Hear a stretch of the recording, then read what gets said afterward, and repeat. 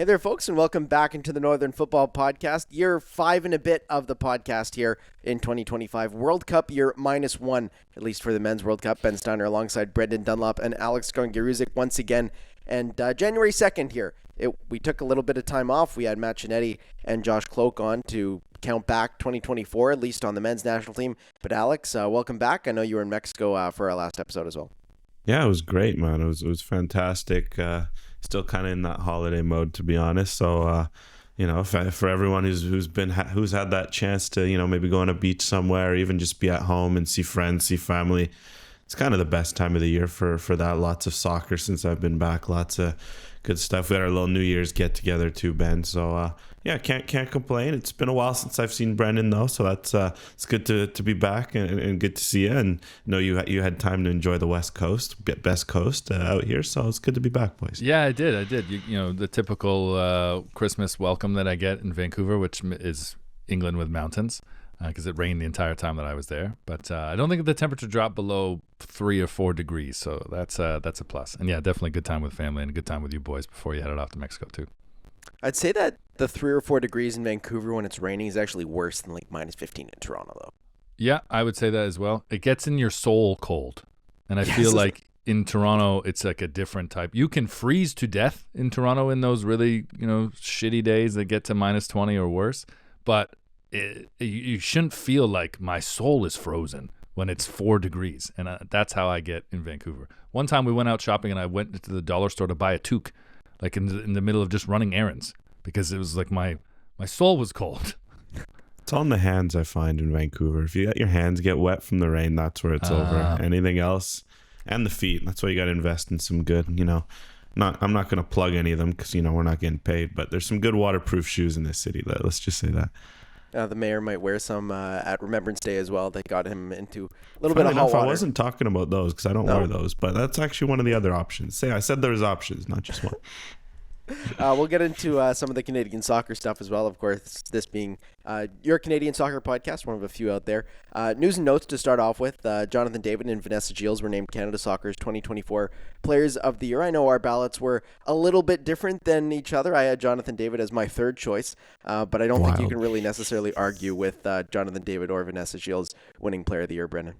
No, I couldn't. I mean, a lot of people were pretty hype about Moise Bombito, and Alphonso Davies had himself a good year, as you would expect as well. But, Jonathan David is delivering as one of the best strikers in Europe right now. And Vanessa Gilles showed in a very, complicated year for the Canadian women's national team that she's an elite center back and one of the best defenders in the world. So great to see them both get recognized at this time and fully deserving of the award, even though, we know you don't rate Jonathan David too highly. So no one expected to see him off the podium for you.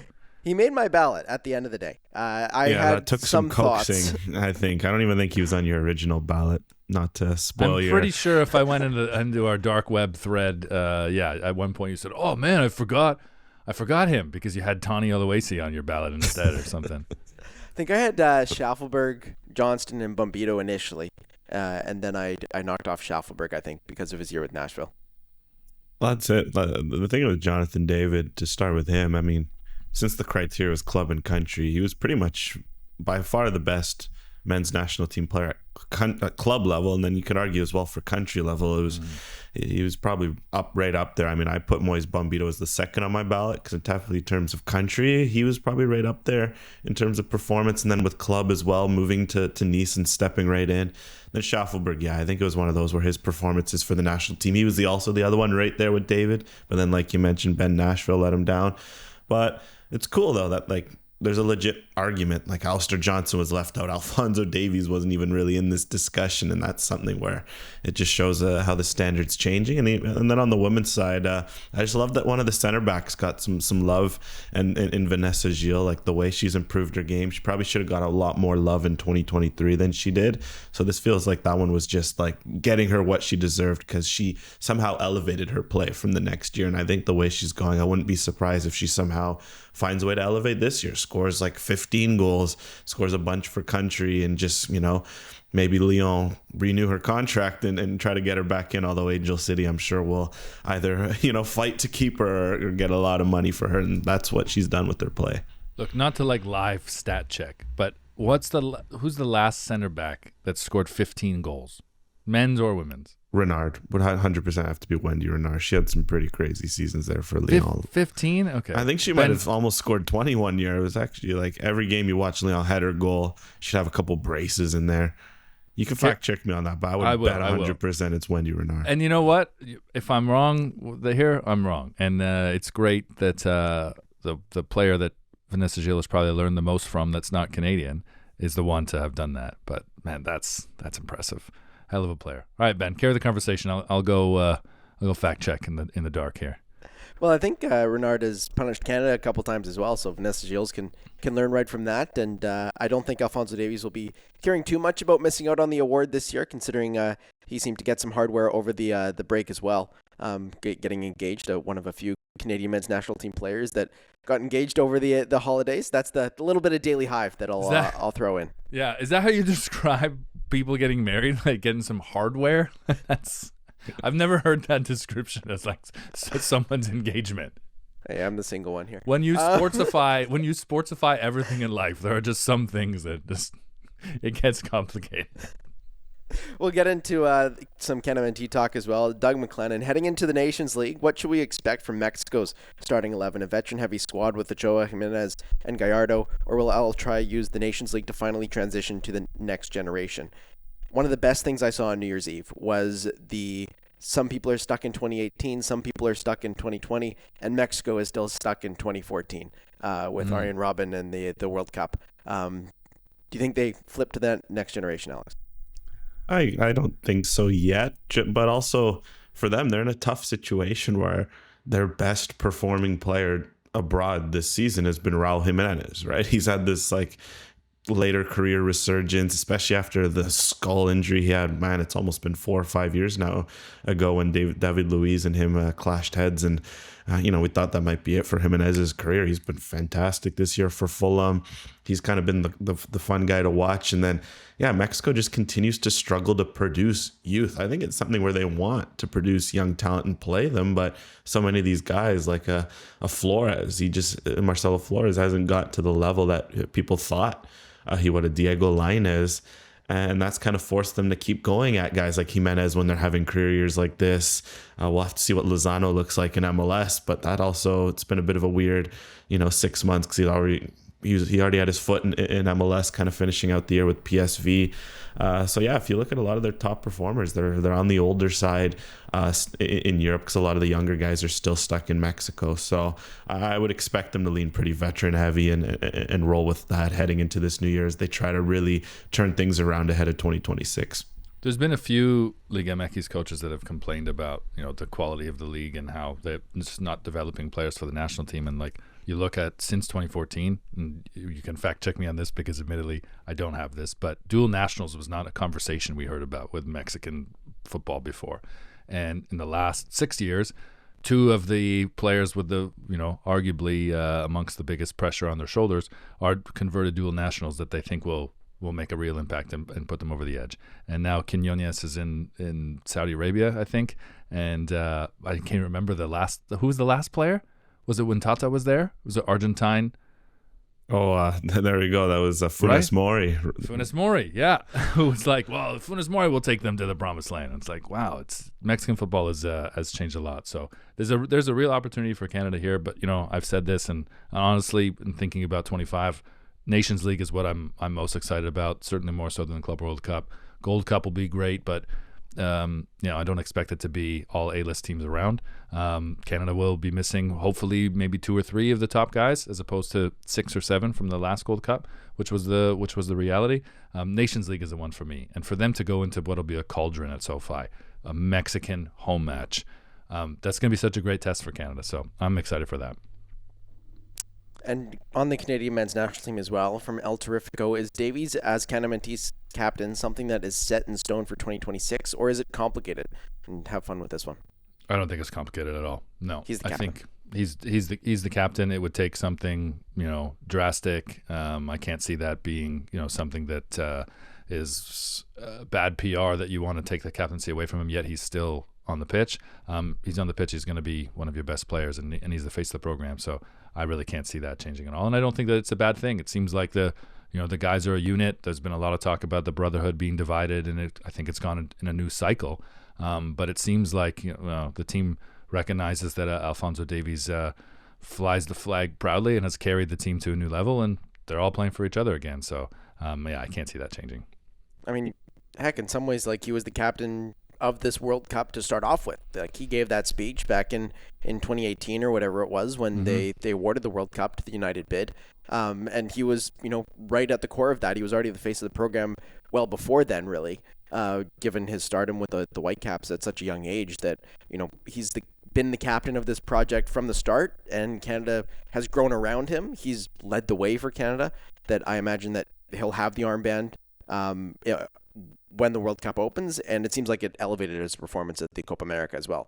We don't know what this summer could potentially involve. Could there be some blow up that Davies is no longer the leader that he was at the Copa America? Sure, that could potentially happen, and I think you probably go to Eustaquio in that world if that potentially happens.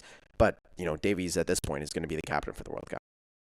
Well, I mean, he's been the captain for like about 6 months, so I think that's something where this is, especially at his age, this is always from Jesse Marsh an investment for the future, right? I think it's something where you want him to grow into that role, and ideally you're looking at 2026 and beyond of something where he'll have really stepped up from where he was 6 months ago on a leadership front. But the reality is he's been the leader on the pitch for this team since about 2018, 2019 already. So that's something where I don't think that side has changed in terms of the leadership rank. If anything, the armband was a lot of managing off the field, being a leader, more speeches. Even on the field, you kind of shift your responsibilities a bit from trying to be the guy to just being the right guy, right? Sometimes that's being a leader. You end up sacrificing. You end up, wanting to be there for helping your teammates. We saw a lot more of that from Davies in a great way, some of his top performances. So I think for Davies, there was a plan for him to grow into this role. And yeah, there might be some growing pains. That's natural. We almost have to remember that he just turned 24, about a month and a half ago. So it's something where I think we're going to see the fruits of that decision, if so, with what Marsh is doing down the road. One of the things that I think diehard Canadian fans struggle with and hate to hear is that the sport is not as mainstream as we all believe that it should be. And the reality is 26 is going to be a bandwagon Olympic style event where everyone becomes an expert and everyone gets all hyped up as of April of 2026. All of a sudden, it's 35 million soccer fans. The reality is we know that that's not true. From a business perspective, which Kevin Blue is running Canada Soccer as a business, Jesse Marsh was a business acquisition. Jesse Marsh understands how that to make the business work for his footballing program, and he's taken the men's team up to 31st in the world. This isn't a shot at Stefan Eustaquio, and maybe he's not playing for Porto next year, but there's a different sell to a country that's not really soccer fans when the captain of your national team plays for Bayern Munich as opposed to the captain of your national team playing for Celtic or Porto, right? And that's not a shot at Alistair Johnson either. That's just kind of the reality. So Alphonso Davies, has always had this expectation that he would be the captain. You reference him, giving the speech with his braces, talking about how proud he was to be Canadian, and he was, becoming an MLS star as a teenager. Everyone expected, him to kind of grow into this role, and to be honest, he's exceeded all expectations. So, yeah, barring anything wild and crazy, I'd be very, very happy with Alphonso Davies being the captain. And one of the other players that might get himself into a situation with the men's national team and potentially starting spot as well, Nico Sigor, considering his rise over the last year or so and heading into the World Cup. Jacob Sim asking, any chance Sigor starts this summer at the Nations League?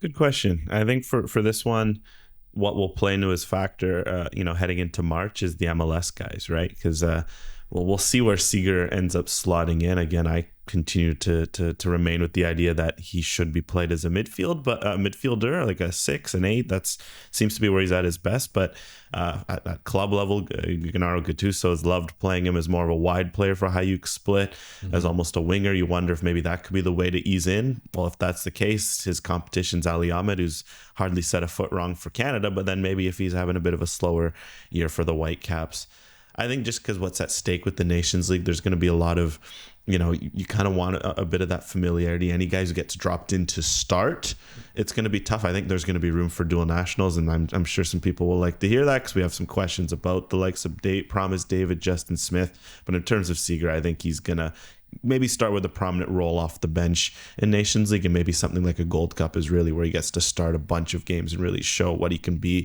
for that program long term. The Nations League is March. The summer is the Gold Cup. The summer is where they will be short a few of their top guys, maybe Eustaquio, maybe Kone. That's where Seager starts for me in the Gold Cup. I think that'd be my 2025 prediction. He's going to continue on this trajectory that he's on, continue to learn from Gennaro Gattuso, which I think is incredible. Like, did you guys remember Gattuso as a player? You must have seen highlights or heard stories. Caught do you the remember tail him as end a of player? his career, a bit of a He was pothead.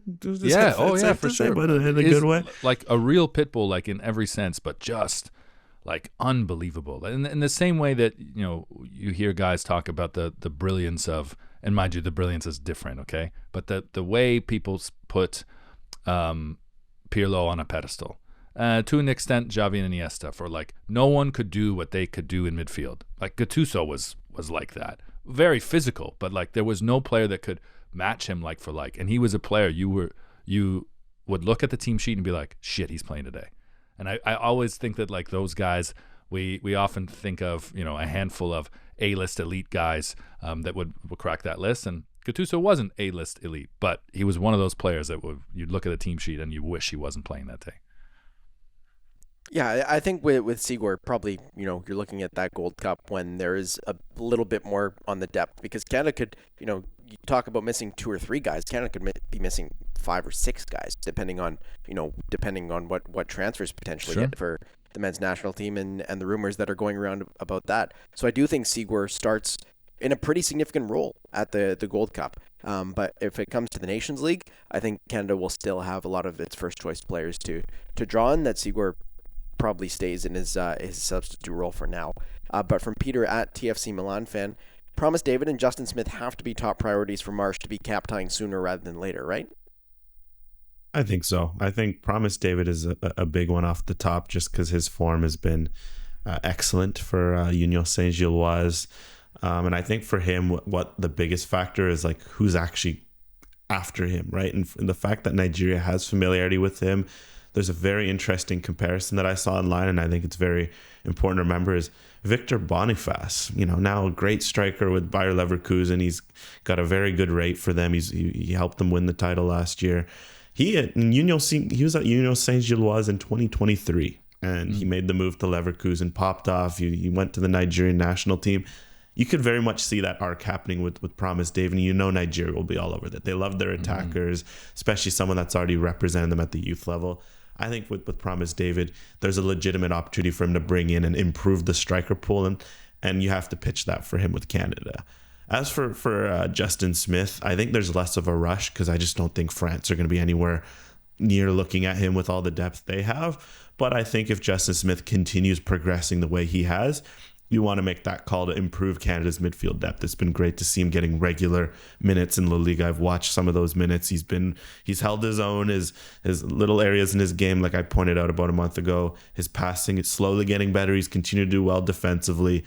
If he keeps progressing, I'm all in and calling Justin Smith, but I think David's going to be the priority based on, if Nigeria is keeping an eye on him potentially doing a Boniface kind of leap in the next year or two.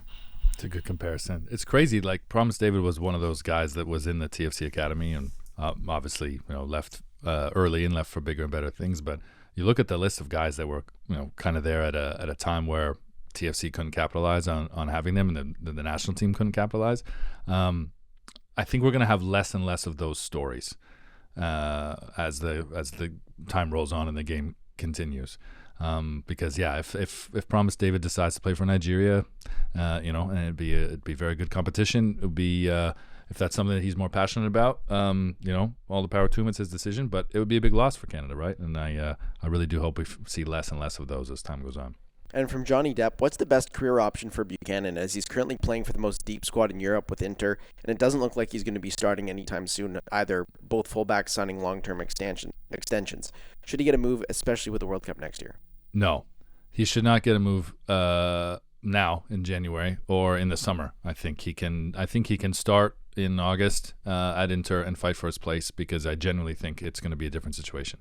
Denzel Dumfries is not going to stay there. I don't think that they're going to buy someone of Tajon's ilk to challenge him or compete for that place. I think that it has been a difficult physical journey for him, obviously, but I really think that what he's gone through with the leg break this summer to get back into the team, yes, they're competitive and they're deep, but I think mentally he's jumped leaps from when he arrived. And I think the mental game is not at the level that they felt it needed to be before, which is kind of part of the reason he wasn't getting cracks last year. And this is just generalizing and speculating, but from some of the comments that Inzaghi's made and the way they've kind of operated, I just think that Dumfries has been such that piece. They really bought Buchanan to replace him, and he's still been there. And I know that they've kind of tinkered with the lineup a little bit, and they've tried to fit him into the squad in a couple other places. They've shared the pitch at the same time in that. It's not entirely like for like. But I'm one of those guys that's like, he's still marinating into this player that has immense potential. And it hasn't been that long since he was pulling on a Revolution shirt. So I think we need to pump the brakes a little bit. Everyone's excited. A move for him might not be the best thing. And when you're in those A-list elite winning environments, there's a lot of value to take from just being there as you are developing as a player and a person. And I think it would be too quick for him to jump, particularly because that's what's going to happen with Kone. So I don't want to see that happen with every one of these young players. Kone's going to go on loan, and Kone probably needs to. And come 26, I don't think Kone's playing for Marseille. So I don't want that to happen with every type of player that runs into challenges, every Canadian player. And I think that Tajon can bet on himself, and the trajectory for me shows he can keep a place there, and he will get more minutes as time goes on. I would like to see that, but it just doesn't seem like that's necessarily going to happen with the way things have gone so far. And if he continues to, be subbed on in the 77th minute every week, and he's only playing just a handful of minutes, every match, that is not where he needs to be for himself as a player or the Canadian men's national team. So if he can go somewhere, even on loan, short-term loan even, go 6 months, go get a ton of minutes and just get into game rhythm, then that's going to benefit the national team and benefit himself as well. And maybe he can kind of use that as a slingshot into getting more minutes with Milan as well, because, he's just not getting the opportunities there with Dumfries still in the picture. Well, with Inter, I'd agree with Brendan, first off. That's what I'd say. I think you also have to remember the exceptional circumstances, and this is why you go to a club like Inter. Like, his competition is Federico Di Marco, one of the best fullbacks, wingbacks in the world, incredible player, such a joy to watch, and Denzel Dumfries, who's been, one of the best at his position for a while now. And the reality is, and it's unfortunate for Dumfries, his dream move to the Premier League has kind of been like, remember when Toni Kroos was linked to Man U for every year? Remember Wesley Sneijder was supposed to be a Man U player for like 6 years in a row? And it's just become kind of one of those, for whatever reason, it hasn't materialized. It's almost like Jonathan David's big move, right? It hasn't worked out for whatever reason. And the reality is that's left Buchanan stuck behind them. Today, we're pretty much celebrating, the 1 year anniversary of Buchanan arriving at Inter. Yeah, it's only been a year. He arrived halfway through the year. Then in the summer, he breaks his, he fractures his leg, misses out a chance to get in, and he has Dumfries and DeMarco ahead of him. This is the part of being at a big club. His moment is really yet to come, where he's been like given the keys and be like, go out, prove you're an Inter player. We don't know if he's even an Inter player yet. And I think the reality is, if a Dumfries leaves, there's a chance he could be, because his competition, when you look at a Darmian, a Carlos Augusto, they're all very different profiles. And it's a reality where what Buchanan brings and the way, Inter love to play, very front foot, very swashbuckling, I think Buchanan will fit into that. And I think that's why Inzaghi's given him maybe a lot more chances than he could have. Like, the fact that Buchanan, when you look at that Inter bench and how deep it is, and that Inzaghi still gives him these 20, 25-minute cameos, is a compliment to Buchanan. What I would say is, I agree with Brendan with that timeline. Stick it out the rest of this year. See if you can get some starts, get some more minutes. Next year, get the summer preseason you were supposed to have this year that was taken away from you with an injury. And if you don't win a spot next year, if Dumfries is still around, at this point he's probably going to be an Inter lifer. Then you hit January 2026. Then you can start thinking about 6-month loan. And the luxury that he has, and that was the last point to yours, Ben, with Canada, he's in a lucky point where he's not needed as much. Like, there's Ali Ahmed, there's Schaffelberg, there's Seeger, these guys coming into these positions where Buchanan doesn't have to worry Like, he wants to be starting, of course, no doubt. I think that's a goal of his, but it's not something from a Canadian perspective where I need Buchanan playing every week right now, because there's other guys to step up. And I think that will help Buchanan, because he can just focus on his club career and getting that sorted, so he can then get back to the level he was at with Canada in 21-22. It's a great point, and a huge part of like the mental game, I think, that we talk about, particularly with these guys who get these early jumps and things don't work out right away, and you can very quickly kind of spiral, especially when you have something horrible happen like the leg break. We should start a series, which is like 26 predictions, because we've had a few of these already. Obviously, this is an early show, but I think all through 25, we're going to have quite a few of these. One of my predictions is Tajon Buchanan will do a sit-down before 26 with Matthew Shinetti, ahead of the lead-up for this feature story, and he will talk about how the leg break is the best thing that could have happened to his career because of how he bounced back from it and how it put him, on this trajectory to, have such a strong mental and physical game to become the physical player that we all, the potential that we all see, reach the potential that we all see. So, I think that'll happen before 26. Decent little prediction there, but we'll jump into the Canadian women's national team as well. And from Summer Ross, when do you think a new CanWNT manager will be named? Is it going to happen before the February window, or is it going to be something that we have to wait for the spring or even summer for? Alex? Yeah, see, it's funny, because I think ideally you see something like that and you want it to be as soon as possible, but I think the women's national team is in a unique position where what's the rush, right? They're not playing any official games till 2026. There's no qualifiers. Maybe they'll have some Nations League if the format, if they add that to the women's game like they've floated for a while now in CONCACAF. The reality is they don't have a rush. So normally in this situation, I'd be like, February, get someone in, get someone building. But they are in a bit of a unique position where if they want to wait a bit, I think they can. And I think the nice thing is, since Kevin Blue is handling this, you'd almost give him the faith to do that if he's doing so. Like, this doesn't feel like in the past where if we were in a situation like this, I'd be worried, like, where is this women's national team coach? Do they even remember that they need to hire one? Whereas I think with Kevin Blue, they're exhausting the candidates. They've probably done interviews that we haven't even heard about yet. They just probably haven't leaked them yet until they're waiting for the right moment.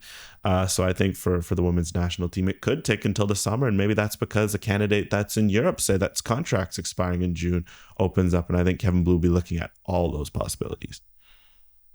Yeah, I agree with that. And it's I think it's good to be in that position in Canadian soccer now. I think that shows like a positive evolution as opposed to the last decade that, most of your guys' lives has just been this mad scramble, always filling holes, putting band-aids on things, taking wild gambles and hoping things work out. And yeah, to your point about maybe someone else becomes available through the summer or, later into 2025, there really isn't that rush this year, which is feels weird to accept as a good thing, but I think could be a very good thing for the program. And in the CPL as well, Arch Stanton, who's leading the Vancouver FC project with Rob Friend taking on a new venture abroad. Do you have any concerns about the future of the club? Brendan, I know you did some reporting on this. Man, that's such a weird. Yeah, I mean, it's not original reporting. I just had a bit of commentary on it and saw the news. Obviously, it's a standout that brings a lot more questions, I think, than the news brought answers. Which is, what is the balance? How does it work? Rob Friend's a super interesting guy, and he's pretty private. There's been a few interviews that he's done, and he's opened up a little bit about his interest in that. But like when he retired as a player, he knew that where he wanted to be wasn't on the touchline and wasn't, in transfer deals and the day-to-day stuff of building a squad. He wanted to run a club.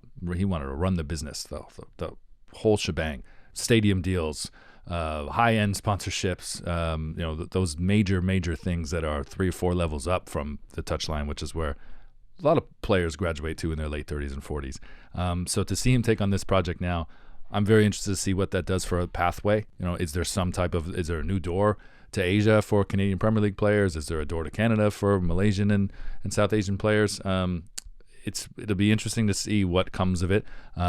But he's going to have to do an interview and talk about what it looks like, because I imagine it'd be very hard. It's Vancouver FC, Canadian Premier League teams aren't at a level that operate with the big boardrooms full of execs that other clubs, even MLS clubs do. So I would imagine the removal of him or the shortening of his hours on a day-to-day basis would affect the team, whether that just means Afshan Ghapi, has another new right-hand man or someone else that can share some of that load, or he's taking on all that load. I do wonder what that looks like for Vancouver, because it'll definitely be a shakeup. Yeah, it does seem like Vancouver's going through a little bit of a shakeup, kind of in every way on their business side at least. It seems like the club maybe isn't where they want to be, and they're making some adjustments like that. I know a few people that are no longer at the club as they move in sort of a different direction. But it'll be interesting to see sort of where Vancouver FC go, because I could potentially see Vancouver FC being in a position where they have to elevate themselves into sort of Vancouver's soccer team, because who knows about the future of the Whitecaps, and we'll dig into that a bit later. But Vancouver FC could very realistically, within the next 3 years, be the pro soccer team in Vancouver on the men's side. Yeah, well, for Vancouver FC, I think the big priority will just be, getting everything in order, so to speak. And I think that's the one plus they'll have heading, depending on how Rob Friend's role adjusts, is that, since there's the whole 6-5 part of the equation, they should be able to, say Friend's role diminishes or disappears entirely, they should be able to find a replacement a lot easier than others might if you're losing your president, CEO, etc., because they have that infrastructure there. But then the concern will be, well, you had a very successful team on the pitch in Pacific, and then Vancouver comes in, and all of a sudden, both teams maybe struggle a bit because the focus is in both places. Can you find a way to elevate both clubs, especially when you start to hear teams like Kelowna thrown into the mix, right? Okay, what happens if you have a third team, right, or something like that? So I think that's going to be the big focus for Vancouver, is just, how do you handle all the outside noise that comes with multiple club ownerships? And, you're not even thinking about the pressure of what the Whitecaps situation, because I think for Vancouver FC, that's so far out of their realm of what that would mean for them. But I think for them, their focus is going to have to be, hand in hand with the Pacific and maybe even a Kelowna down the road. And on World Cup as well, infrastructure. It is starting to be built in some ways, but the question from Grown Duck, what's going on with all the World Cup projects and building infrastructure for soccer in this country, especially in Vancouver and Toronto? Toronto, it seems like they haven't really started yet. Vancouver, Alex, I know you were out at Memorial on New Year's Eve day. It seems like that is slow to get starting as well. Like at this point, the World Cup's next year. It's a huge worry. It's a massive worry. I think for this country has a huge hole in terms of infrastructure at all levels, professional level, but also the amateur level. Like, it's a huge problem in Vancouver. You see it where there's not enough pitches for youth and adult to all play soccer. Like, someone's constantly getting sacrificed, or even have kids.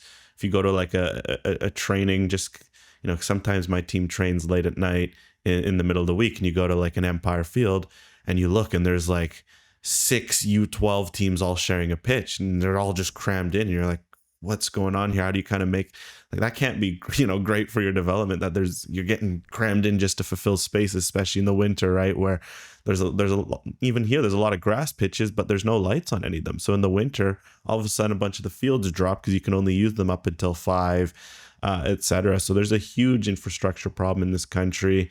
And I do worry that not enough's being done, because even the projects here, like a Memorial you mentioned, there's also going to be training at Killarney that helps, but it's only going to be 3-4 pitches. I think the city, if we're going to be realistic, the amount of pitches they need is pushing like 10, 20, 30 to not just meet the demand, but anticipate what's going to come with that World Cup boost, with kids wanting to play the sport, etc. So yeah, I am a bit worried that we're hitting 2025 and you go to a Memorial, the shovel isn't in the ground, so to speak. And I imagine the same as in Toronto from my experience living there.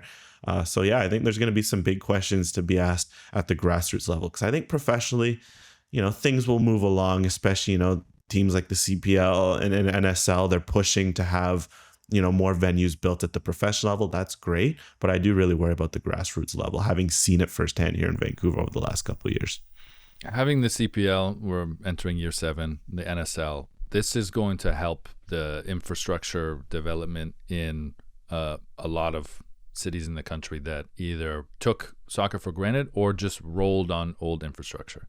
I remember a conversation I had with Michael Grange back in the day when I was at Sportsnet, and his son was playing somewhat like good level rep soccer in Toronto, and he talked about how envious they all are when they would go to Oakville or Halton, one of those suburbs in Hamilton, like Alliston or something.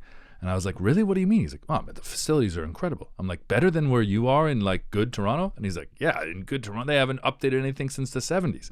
And that doesn't make sense to your brain when you think about like, well, Toronto's the major metropolis. Look at the participation levels. Like that's where you think you would have some infrastructure and investment, and that's not the case, right?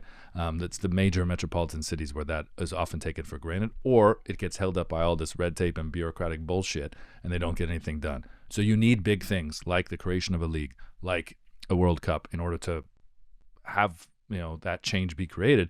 And it is nerve-wracking to see that it seems quite slow, but they always seem to get their shit together in the final hour. BMO is a great example. That was a Lego stadium, right? That was put up for the 2007 U20 World Cup that Toronto FC got to kick off at, and they've built it into now a stadium that's going to host World Cup matches, which seems insane, but it's it all kind of happened when it looked like it wouldn't in the final hours kind of before they really needed it. So I'm hopeful that that'll be the case in the Vancouver and Toronto area, and I hope that there'll be a long-standing legacy. But I would like to see over the next couple decades a change where we stop taking that for granted, and we do have multi pitch parks and kind of what I would call is like a tournament style venues for amateur football. Because when I was a kid, whenever we would go to Michigan or Ohio, anytime we would go to a place that resembled where we were from, it was always 5-6 times bigger, obviously better, but like it was just bigger.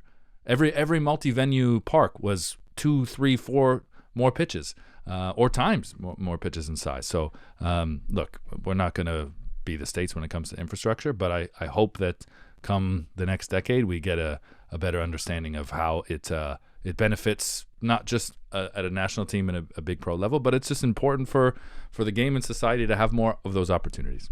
Yeah, I mean, when you look at, the big 3 cities in Canada, when it comes to Vancouver, Toronto, Montreal, you're not going to have that space to put in 30 soccer pitches within the city's core. There's a lot of space in the suburbs, less and less space, but there's more areas for potentially those major American-style sportsplexes where you have 6 pitches, 2 hockey rinks, and 5 basketball courts. Like that is a thing that they have a ton of in the U.S., especially in suburbia, which that country seems to be built on, and Canada a little bit less so, with so many people in just this thin strip right next to the border, and so many people just in really 3 major cities as well, that you're not going to have that space to build things. In terms of World Cup infrastructure, it will be fine. Like things for these big events work out. They don't necessarily work out in the perfect planned out way that has legacy and environmental sustainability and all of that. But in terms of having the facilities there for the World Cup, they'll be there. Like that always happens with these big events. Well, I would just implore this, especially like the cities, get creative too. Like sometimes if you, for example, like you go to these big cities, they find a way in Europe, right? Like you walk around, you notice mini pitches, you notice little futsal courts. If, there's not a room to put up a bunch of, 100 times 60 turf pitches everywhere, although I'm sure there's some creative solutions they could look at. Like, I don't know, is there some solution where you could be putting them in shopping malls, for example, right? Is there could you put it on the roof of a shopping mall, as crazy as that sounds? I don't know, but there's definitely more room to squeeze things in and to not have that sort of infrastructure be an afterthought. Because I won't go into that side of thing, but even just like, for example, community centers are lacking here, ice rinks, a lot of that sort of stuff. Is there ways that, little soccer courts, little soccer pitches can be packaged into that whole idea? I think there's a very strong chance it could be. It takes strong people in political positions to withstand the lobbying from real estate developers who just want to use space to sell condos or build malls that they're, it's a multi-year project that employs many people, to have some type of sustainability or some type of benefit to the community. And in Toronto, but before you guys moved here, there was part of the bureaucratic red tape was when they were trying to build these areas, revitalize Queens Quay, for example. There was a lot of people in city council that said, look, you can't do this without creating some type of park space or some type of play space. And these developers and builders didn't give a shit about that. So a lot of that kind of didn't happen or would get held up. And sometimes, they'd still find a way to get shovels in the ground to build what they wanted to build. But really, if you guys both know City Place and anyone in Toronto, that's one of the few areas where they really enforced building a school, building green space, keeping a good whatever that acreage block is in the middle of City Place, where you have a park land and a multi-use experience.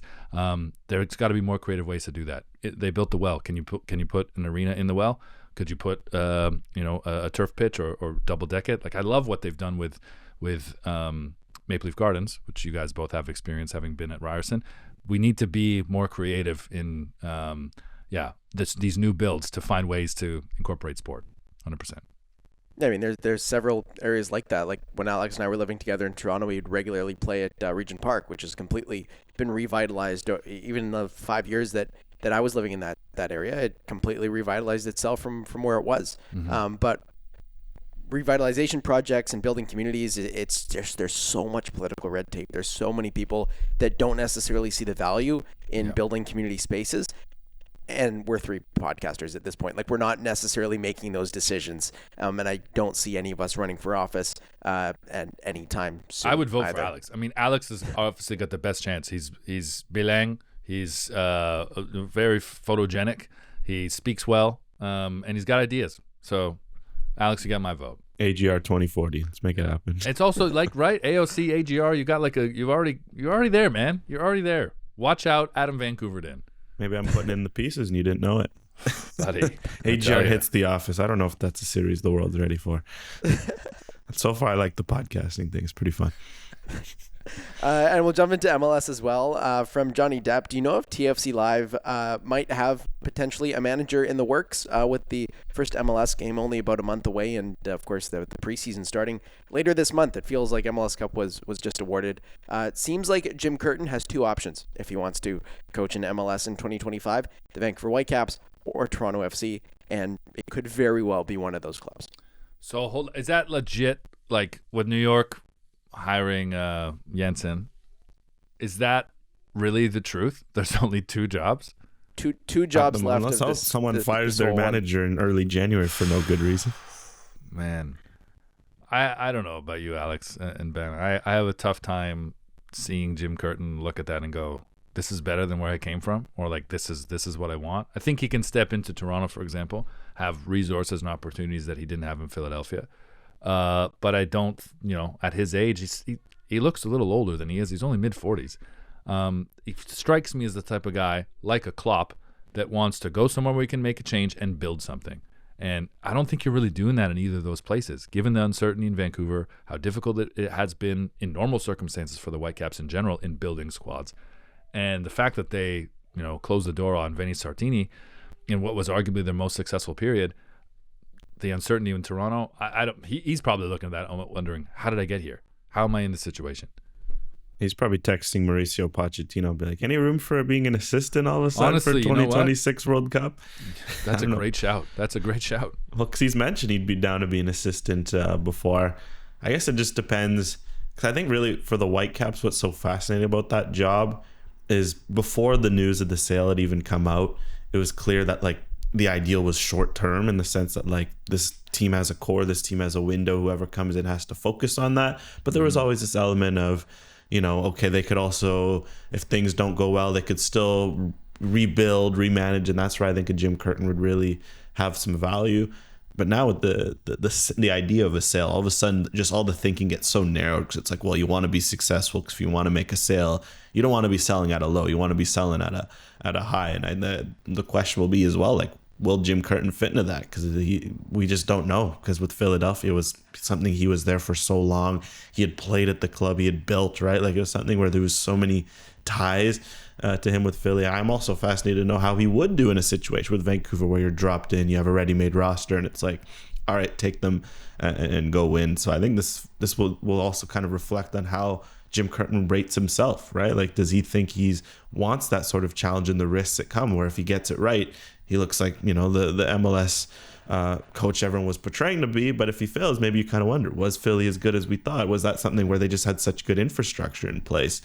So I think it'll also be curious to see what Curtin thinks of all this, because he's kind of in a position where I think the Whitecaps and TFC are both calling him like, hey, like, okay, a lot of the options maybe fell through.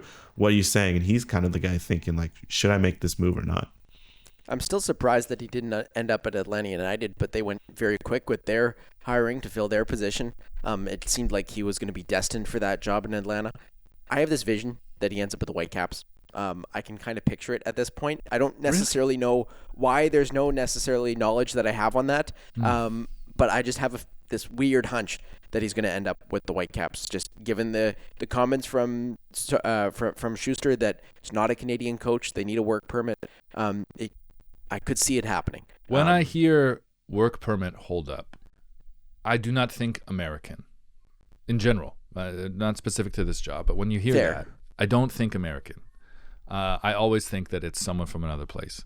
And given, it seems like the Whitecaps is kind of scouting spectrum.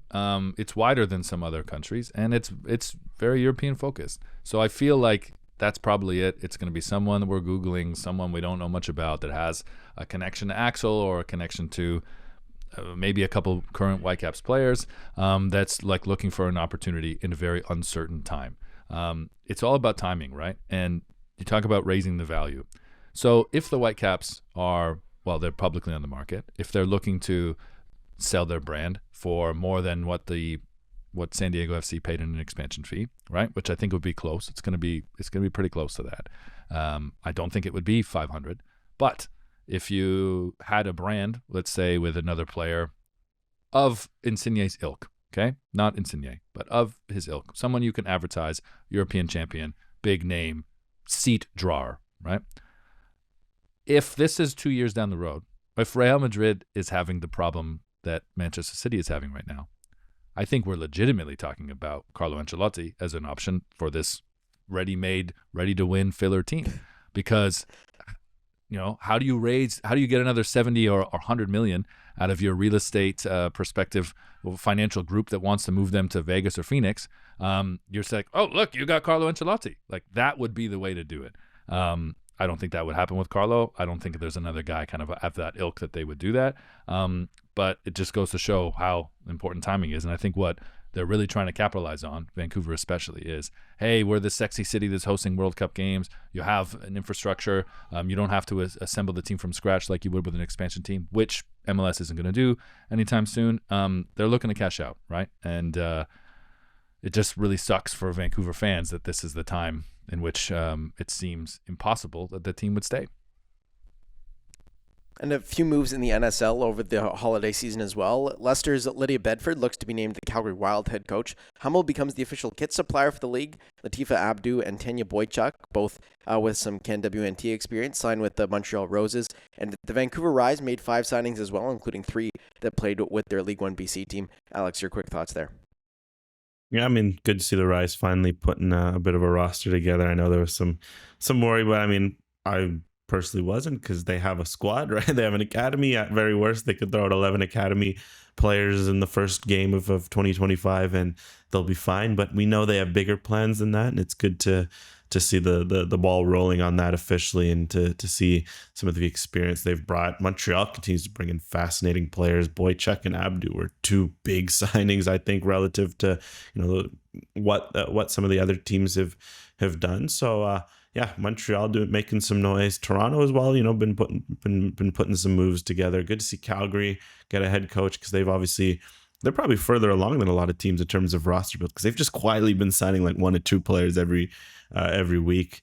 But yeah, I'm curious to see like Ottawa, for example. What's going on with Ottawa? What can they put together? Because they're one of the most fascinating markets to watch, just in terms of this, having seen what's gone on with Atletico Ottawa. There feels like some real potential there for Rapid Ottawa, but can they put together a strong first season? Well, we'll have to see some players on their roster before we can really make those judgments.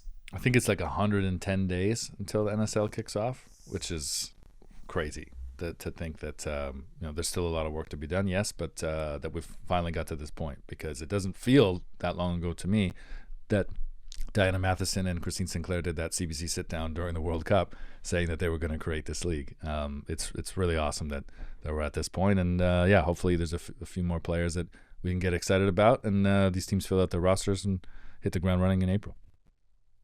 We'll jump into our Canadians Abroad section as well. For a full roundup on the latest Canadians Abroad, check out Canucks Abroad on Twitter and Blue Sky. I think they're on Blue Sky now.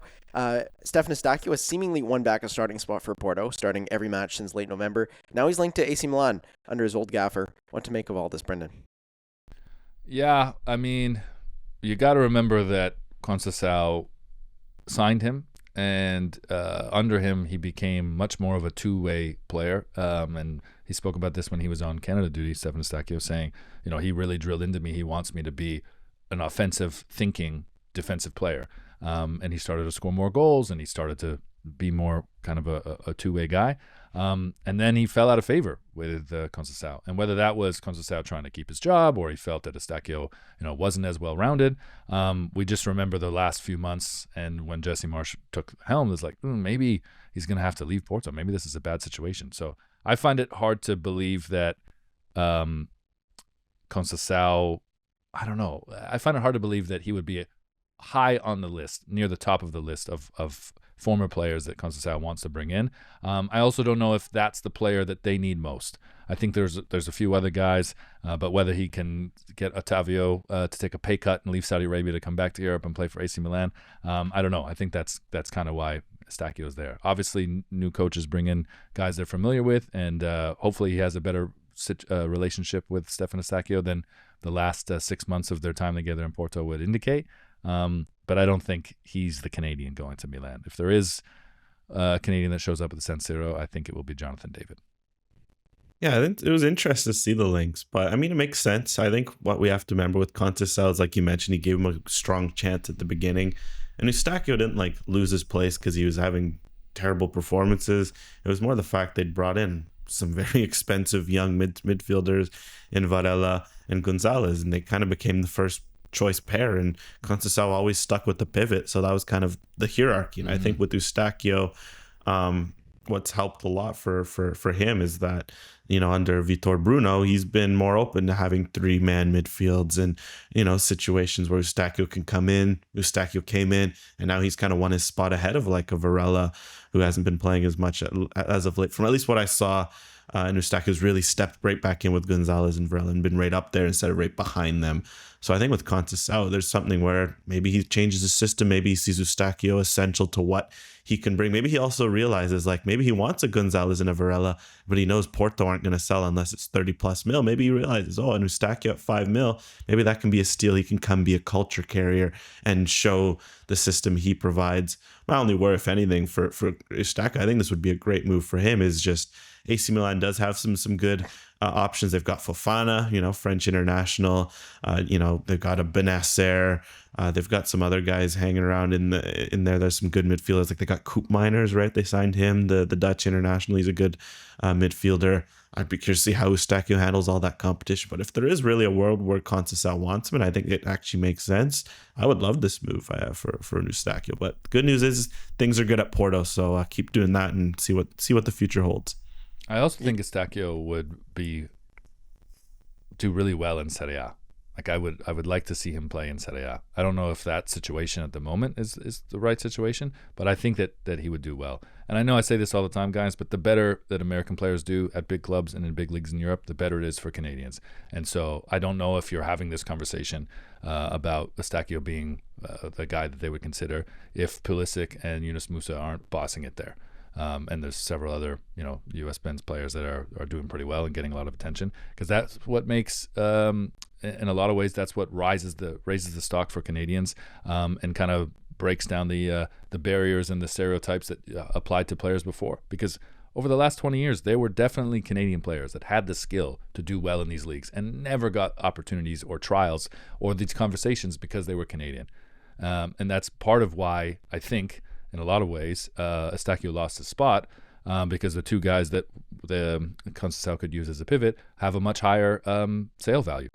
Like you're not going to see a Canadian go for 100 million. That's just not. We're not yet. And if it was, it would be Davies in a unique situation, or David in a unique situation.